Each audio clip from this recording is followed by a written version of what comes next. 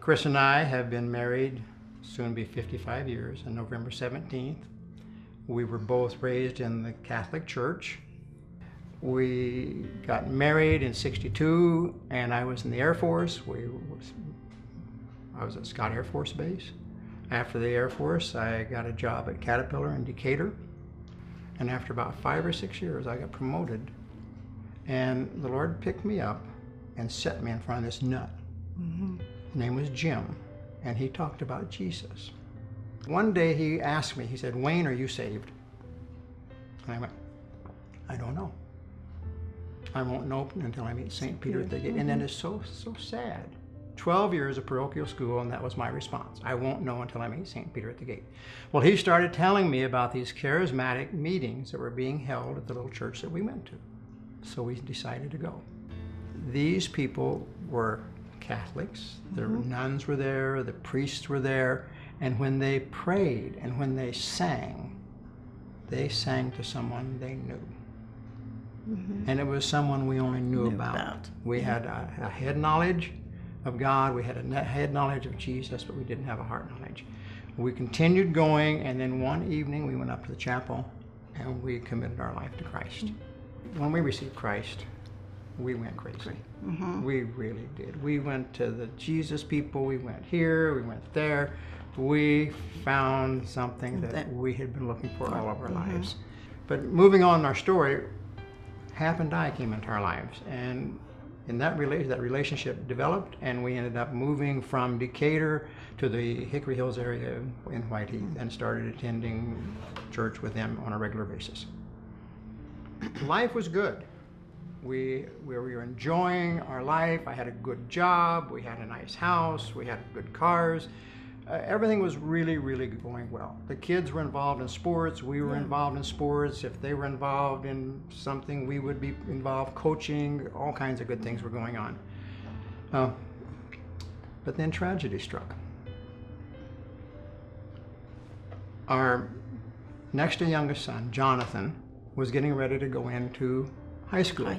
He was a lovable kid. When he walked into the room, it was just like joy came into the room with him. And everybody loved Jonathan.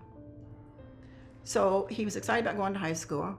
So we had talked about him doing something after orientation on Tuesday, and him and his buddies. So he had been, past couple of weeks before that, he didn't call me when he was supposed to. So I gave him a test. I said, "Okay, Jonathan, you call me at 2 o'clock. and we will decide what you get to do." So he called me at 2 o'clock and he says, "Mom, guess what time it is?" And I said, "Yes, Jonathan, it's 2 o'clock. And I gave him permission to stay in town and go with his buddies to ride a four-wheeler, I thought, an ATV. Well, that's what he said. Yeah. They were going to go ride a four-wheeler. But to back up, that was the last time I talked to my son. So unbeknownst to me, the four-wheeler was a Lincoln Continental Mark 8. Mark 8. So it was a fast car. Well, they got in the car and they went joyriding.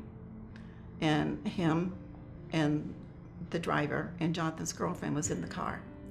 And out on the country road, they, 100 miles an hour, they hit a culvert and flipped the car. They did not have seatbelts on. The boys went out of the sunroof. The other young man was killed instantly. Jonathan lived, I don't know, 4 or 5 hours afterwards. But you get that call. Your son was in an accident. You know, unbeknownst to me, I had no idea, what it was. So I went to Kirby Hospital. I remember going in there and people looking at me like, just what's going on? So they told me they was taking him to Carl. So by the time Wayne and I got there, they took us to the chapel. And there was his friends there, there was pastors there, there was people from Monticello there. I remember the youth pastor from church was there. And I'm thinking, it was just an accident. Until I found out exactly what it was. And it was just like, wow. So the doctors came in and talked to us and told us that because of the injuries, they couldn't do anything for him. So we had to make the decision for them to, he was on life support, for them to turn off the life support thing. I still did not understand exactly what was going on until on the way home it hit us that this was awful.